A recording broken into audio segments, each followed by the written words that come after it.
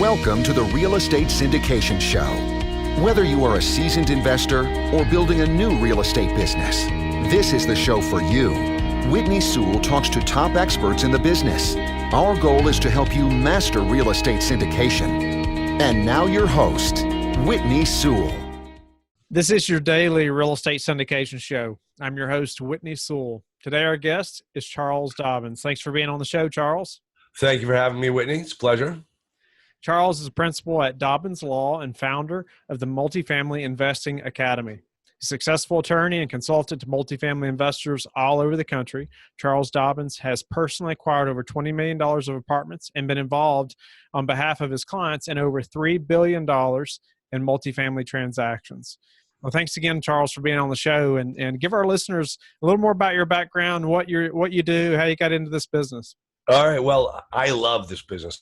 I am having so much fun. What happened was I started off in actually the insurance business many years ago, and then went to law school and ended up owning an insurance firm, and absolutely hated it. Hated every minute of it. As I tell people, I said, if you have a kid that is graduating from college and their goal is to get in the insurance business, there's something very wrong with that child. There's something very wrong. And you as a parent have done something, terribly wrong. But I did that and got to be about, as I tell people, havoc struck. I turned 40 and I looked at my life and I said, I am miserable. I hate what I do. I don't want to do it. My wife said, what do you want to do? I said, I've always wanted to own apartments. And so we sold the insurance business, and then I went out and started buying property and, made every mistake in the book. Bought some great properties, bought some real doozies, and then, the market crashed, and, ended up keeping some of them, losing some of them, just going through the whole process that everybody at that time did. And, a lot of my friends who own apartments came to me and said, hey, I'm getting, whacked by the banks, and, can you represent me through the process? And I said, sure. I'll, see what I can do. And then, I'll tell you something. When you're in that situation, you're just holding the guy's hand as he just continues to crash and burn. There's not much that you can do. But what happened was I started looking at these deals that these guys had done. And I said, why did you do this? This deal's not a very good deal. And he said, oh, no, it's great. We would have done these things. I realized that these gurus out there are teaching people the wrong way to own multifamily property or even to acquire property.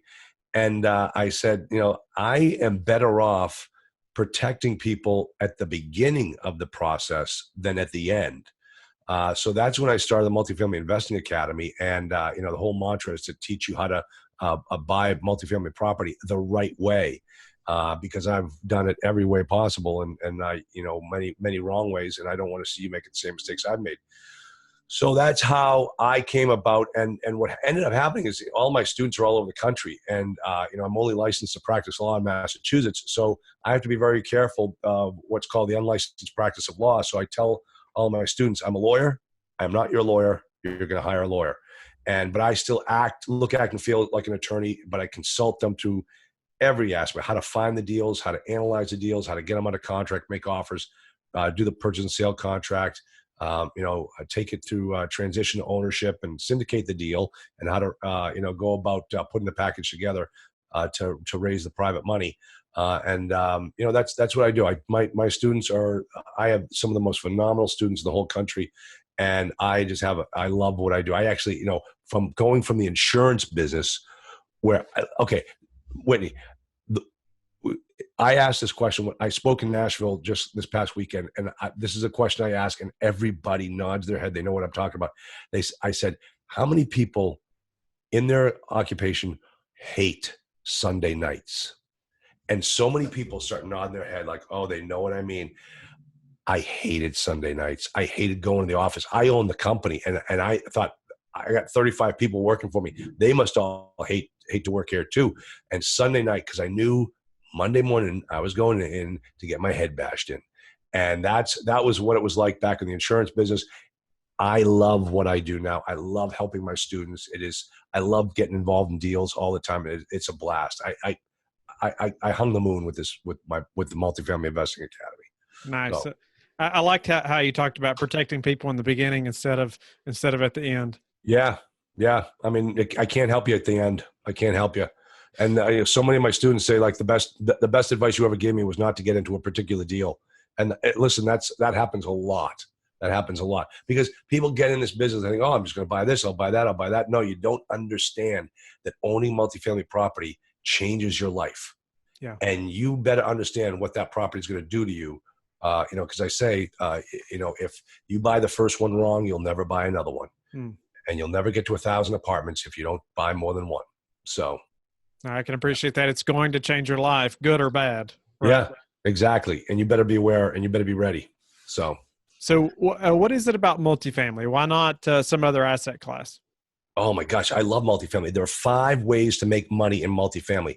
And I teach this. And as I teach it, I say, okay, think about this business and all the ways you can make money in this business, and then compare it to going out and buying a Subway franchise and see the difference between the two. And that's how I taught it. And when I was teaching in Boston a couple of weeks ago, a month or so ago, this couple came up to me afterwards. You know what? I just got to tell you, when you said compare it to a Subway franchise, we totally understood what you were talking about because we own a Subway franchise. Like, oh, geez, I hope I didn't say anything wrong. I said, no, you were spot on. Yeah, I mean, that's exactly right. I mean, a Subway franchise, how do you make money? You gotta make a profit on each sandwich you sell. With multifamily, you've got the profit every month, which is the positive cash flow. You've got acquisition fees and disposition fees if you're doing a syndication. You've got mortgage pay down.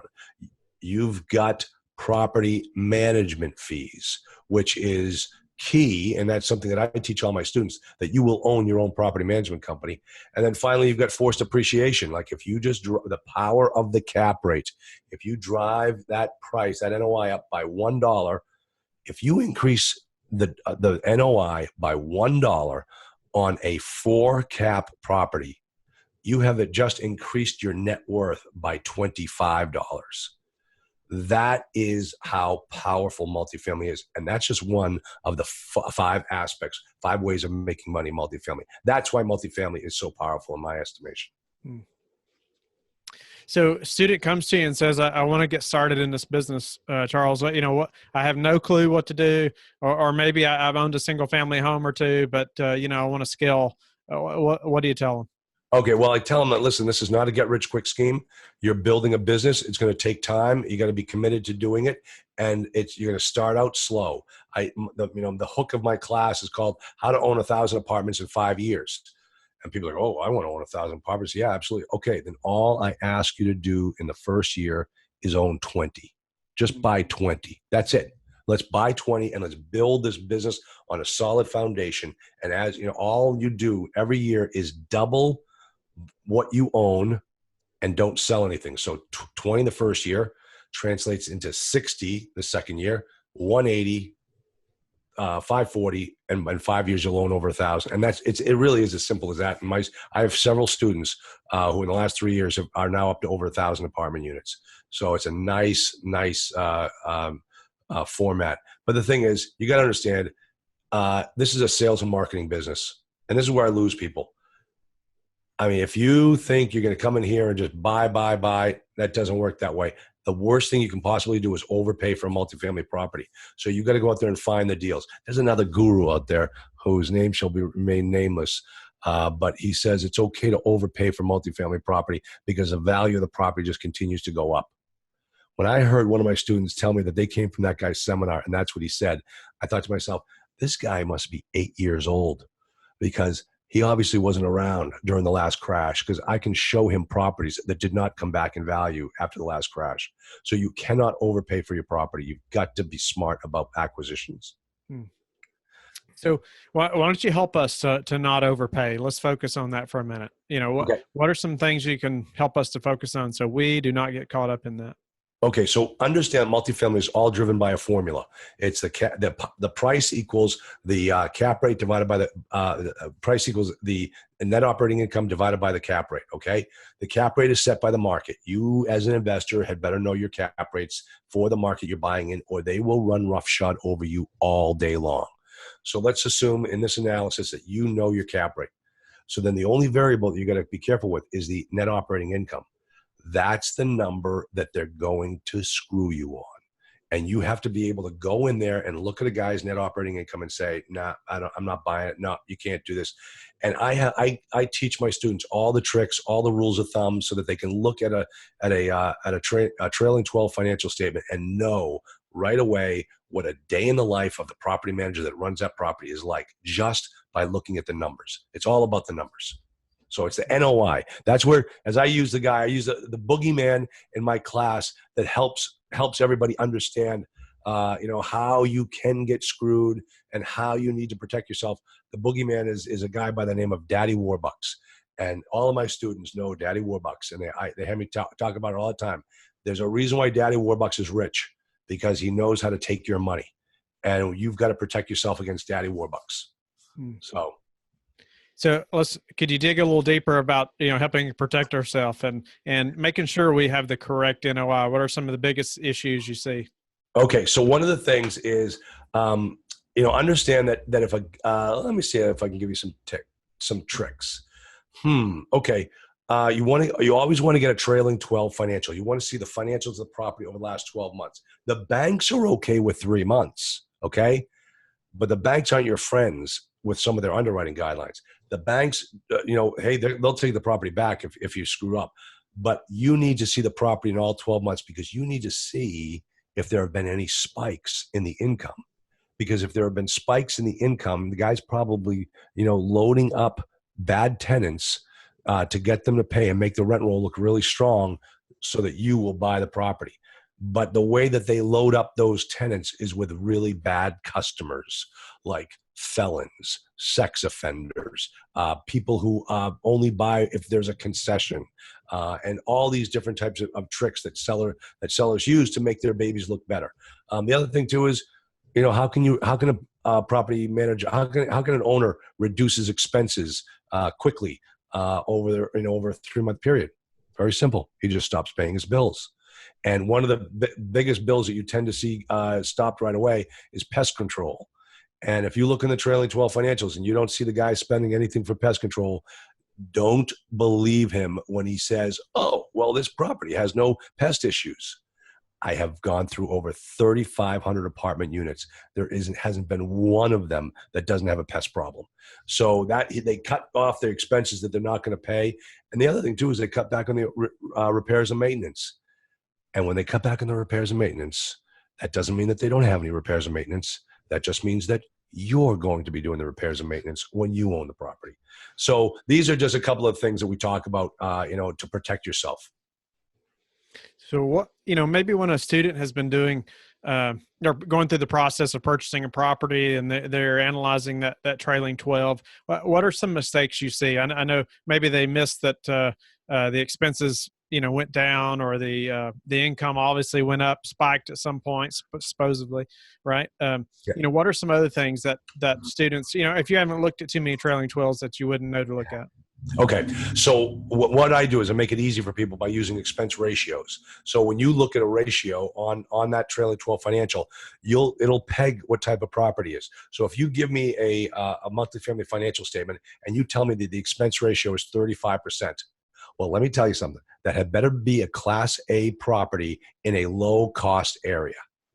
And if it's a C-class property, I'll tell you right now, there is no possible way you can own and operate a C-class property at a 35% expense ratio. Those financials are made up. They're from Never Land. So don't, that is the quickest way, depending upon the type of property it is, will tell you what expense ratio you need to use. And then the other one that people get into mistake about is trying to drive what we call a value play, which is where, hey, what is it about this property that I should take advantage of and increase the NOI using that? One of the biggest ones you hear people coming out of these boot camps always talk about is, oh, I want to buy a C-class property in a B area or a B-class property in an A area.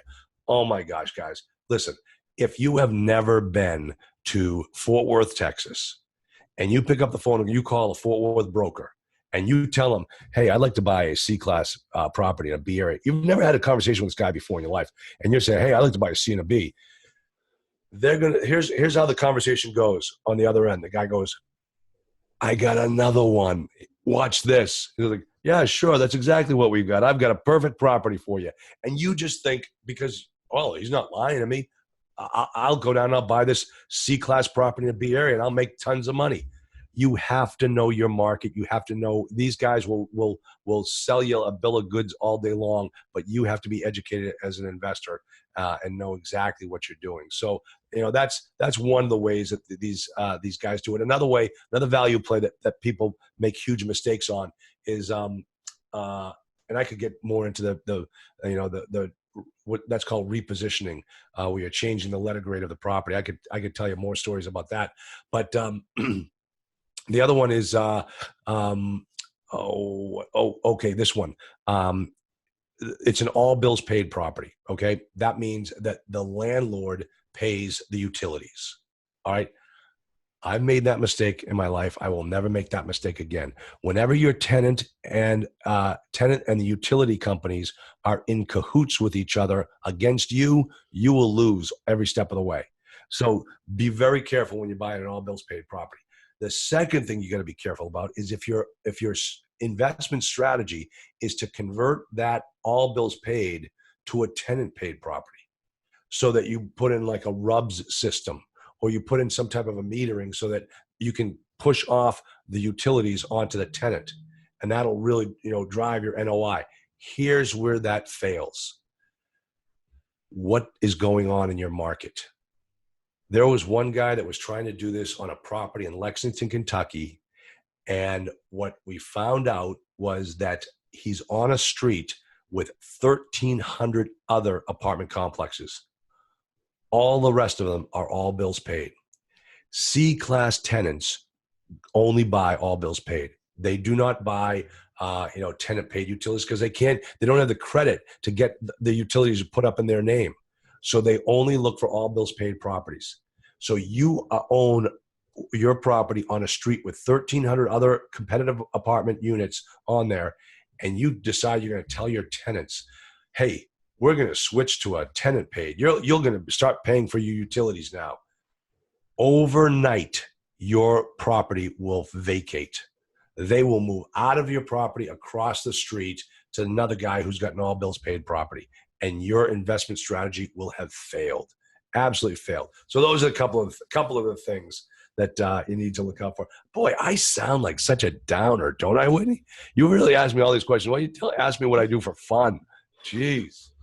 We don't care about what you do for fun. No, thanks a lot. Really, I appreciate that. Thanks, Whitney. So the student comes and talks to you, and says, I don't know what market to pick, and I, with the way things are right now, quote, I hear that all the time. The way things are right now, how do you guide them? How do you tell them how to pick a market right now? And in the cycle that we're in, I hear that all the time. Yeah. Well, first off, conversation looks like. Okay, the conversation goes like this. I said, first off, stay out of the primary markets. And even some of the secondary markets, like Nashville. I'm starting to call Nashville a primary market. Stay out of those markets because you're just not going to compete against the big boys. You're not going to compete against the foreign money. So just stay out of those markets. Focus on your own backyard and focus on markets that are secondary and tertiary markets. I love telling the story about this. I'm not going to use their names. Excuse me. But there were three brothers and a father, and they lived out in the western part of the country, and they couldn't afford the area that they were in, and they really wanted to get the multifamily. So they searched the market and the whole country, and they found Kansas City. And they said, we're going to move to Kansas City, and we're going to build a business there. They moved to Kansas City. Kansas City is too rich for them. So they start buying outside in the tertiary markets outside Kansas City. Those guys currently have over 100 employees, and I've heard they've got close to 3,000 apartment units now, just by starting out small in those tertiary markets. That's how you build this business. So you can really do it anywhere. You can find deals anywhere. People are always dying. People are always getting divorced. Partnerships are breaking up. You've just got to make sure that you as a business person are out there marketing all the time, and letting people know that you will buy their multifamily property when it becomes available. So that is how you do it. This whole concept of, you got to buy in an emerging market and that's how you do it. Well, listen, the guys who are my heroes growing up, built their business right here in Nashua, New Hampshire. And they're now multi-millionaires, and they did it all right here in Nashua. And nobody would have told them years ago that this was an emerging market. So you can find deals anywhere you look. So just quickly define what a tertiary market is, in case the listeners never heard that term before. I've heard people mention it on here often, but we haven't really explained what that is. All right. So the way I describe it is because, I'm sorry, Whitney, I'm going to have to tell you what I like to do for fun. I like to fly. I'm a pilot, so I love flying. So I liken the primary, secondary, and tertiary markets to airfields, okay? A primary market is a market that has an international airport, okay? A secondary market is a market that has a regional airport. And a tertiary market is a market that has a non-towered field. Pilots are just talking to themselves as they circle the field, okay? So that's the way I break it down, so it's very easy to understand what primary, secondary, and tertiary are. Now, here's the thing. The issue with tertiary markets is it's tough to get investment dollars in, and it's tough to get investment dollars out. Mm-hmm. So you have to have a really strong deal in that marketplace and have a very good story to tell to get people to invest in your deal in those tertiary markets. So that's one of the objections and walls that you need to get over. So I was going to say border walls, but I suppose I shouldn't date this podcast as to what's going on right now, right? So, no, I appreciate you breaking that down like that. That kind of helps, people to think about that when they're looking at different markets and how large it is. So, what's been the hardest part of the syndication business for you? Well, I guess the easiest answer to give you is timing. And what I mean is when you do a deal and you get a deal under contract and then you've got to go out there and raise the money, when you're under a purchase and sale contract and you are doing a one-off deal, you've got a gun to your head. You've got to hustle. I've got several students in that boat right now where they've got to get out there and they've got to hustle to raise the private money to complete the syndication.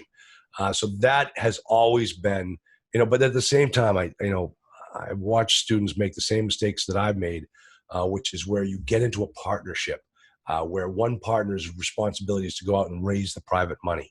And they go out there and they, I'm going to do this, I'll go with this. And they get the same percentage ownership that you do, and you have to run the property year in and year out. Those people, what they don't understand, the new investors don't understand, is that out of the whole job descriptions and all the people involved, the guy who raises the private money has the easiest job because at the end of 60 days, he's done. He walks away and he gets the same equity that you do. And you've got to run, you've got to wake up at night, you got to burp that baby, you got to change the diaper for the next, 7 years. And that guy got the same payday you did. So keep that in mind when you're thinking about doing syndication and, raising private money. What's the number one way that you've recently improved your business that we can all apply to ours? Marketing. And, listen, I'm going to interview a guy tonight who has, and I'm not going to mention any names, but he's on every Monday night I do a coaching call with all my students, and this guy's going to be on. And he went out and raised private money by building a podcast, by building a tribe, if you will, of people, and they just want to invest with him. So now he can turn around. He's always got the capital to go out there and do the deal. So that guy put the cart before the horse. So many people that go out there looking for deals, and they never even talk about money until they have a deal. This guy went out and built his whole entire network first so that he could go do deals whenever he wanted to. I think that's genius. I think that's absolutely genius. And it's all about marketing. It's all about marketing. Every business is all about marketing. What's the oldest profession in the world, Whitney? I've heard this. Oh my gosh. Guys like you have to Google everything, right? The oldest profession in the world, everybody used to think was prostitution. But the thing is, she had to sell her services first. It's all sales and marketing. Sales and marketing is the oldest profession in the world, and we still have to do it every day. What's a way that you've bettered your marketing recently? I'm rolling out my podcast. I've built funnels that, I've hired people for a lot of money to build funnels to put them into my system so that I can keep them live and action, keep the action going on my database. So I've really automated my systems so that and it's working because people are contacting me that people are signing up for my program. People are talking to me about money for their deals that I can't get over how many people are beating down my door because I've built the system to do the marketing. What's the number one thing that's contributed to your success in this business? Oh man. I'll tell you what it is. It's my father who passed away about 3 years ago. But before he passed away, I was really, trying to figure out this coaching, consulting business. And the way that people do it, the model that people use in this real estate space is all wrong in my estimation. They charge people $25,000, $50,000 for a coaching program. And that's just absolutely ridiculous. And they don't have an opportunity to speak to the guy who at the top who sold them on the class. I sat down with my dad. My dad was one of the most successful insurance agents in New Hampshire here. And when he died, he had over 3,000 students, 3,000 clients that loved him. And when the phone rang, my dad answered the phone, and he took care of his clients. So what my dad taught me, I've parlayed into this business, and it has just been an absolute blast. I every day I look forward to it. I love dealing with my clients. So it's I answer my own phone because I want to make sure my clients get taken care of. What's a way that you give back? So there is an organization here in Southern New Hampshire that I'm very much involved with. It's the Home Health and Hospice Care. Started back when my mother passed away, and they just what they did. They were angels on earth, and so now I'm involved with them. Actually, they've just asked me to be on their board, and I do a live auction every year here in New Hampshire. Made $150,000 last year for them, and it's a ladies' champagne luncheon. And I get to act like Don Rickles in front of 300 women, and they think I'm a riot. And it's like, if only they knew, some of the stuff that I have to put the filter on that I'd like to say. And look, at a guy like you, Whitney, probably has to go Google Don Rickles, right? Yeah, you do. Right. You're gonna have to, as soon as we hang up, I know you are. Fine. He is. Folks, listen to this. Can you believe this? This guy doesn't know who Don Rickles is. He's going to have to Google Don Rickles. I don't know who it is. Oh, man. So what's a need that you have in your business right now that you'd like to put out to the listeners? Oh, a need. Geez, I don't want to disclose it right now because I'd be inundated. And it kind of has to do with adding to my staff.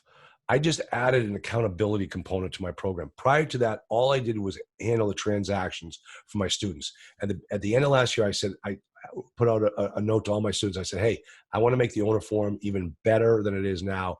What do I need? And the feedback I got was that we need to have more of an accountability component. So I've hired an accountability coach so that he keeps the person on track.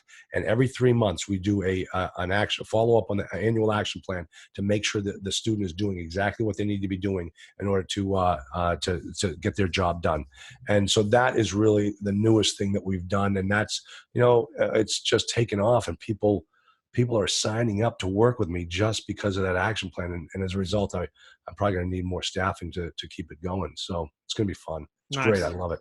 Good problem to have. Yeah, no kidding. So tell the listeners, how they can get in touch with you and learn more about your academy and business. Yeah, so just come on to www.multifamilyinvestingacademy.com or themultifamilyattorney.com. And I've got everything there on the website. You can just click on it. You can contact me via the website or contact my assistant, Deb. And, you learn all about my different programs and courses and what have you. But my big program is my one-on-one coaching, which is called the Owner Forum. And another nice thing, we talked about, setting up that tribe. Everyone in my program, there's over 100 students, everyone in my program has direct contact with everyone else. Everyone's on WhatsApp. Every Monday night, we all come on a live call, video call, just like this one. And it's just been I've built up a tribe that people come in and this can be a lonely business. I mean, you think of these people looking to buy apartment complexes, and not everyone in their family or their friends understand that or want to do that. They're out there on their own. And so what we do in the owners forum is everybody is in on it with everybody else. And it's a nice tribe to be in. I love it. Great group of people. Yeah. Thank you so much, Charles. You've been a great guest and provided tons of content. Thanks, man. I appreciate it. I hope the listeners will connect with Charles and go to his website and check out his Multifamily Investing Academy. Also hope you'll go to LifeBridge Capital and connect with me and schedule a call, and also go to our Facebook group so we can all learn from experts like Charles and grow our business together. Have a great day, and we will talk to each of you tomorrow. Thank you for listening to the Real Estate Syndication Show, brought to you by LifeBridge Capital. LifeBridge Capital works with investors nationwide to invest in real estate, while also donating 50% of its profits to assist parents who are committing to adoption. LifeBridge Capital, making a difference, one investor and one child at a time. Connect online at www.lifebridgecapital.com for free material and videos to further your success.